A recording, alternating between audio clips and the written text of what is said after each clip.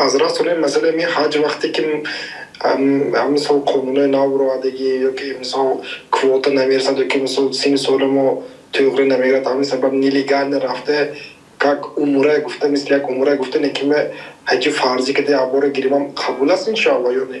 در نزد الله تعالی قبول هیچ کس گفته نمیتوند، قبول علم غیب است، لیکن حجتون حج است. اگر خوفی زندان و خوفی مثلا تا آخری عمرتون از در آمدن من میکردگی نباشد، همین چیزا نباشد، میتونید رفته غیر قانونی حج کنید، حج از ذمه شما ساقط میشد.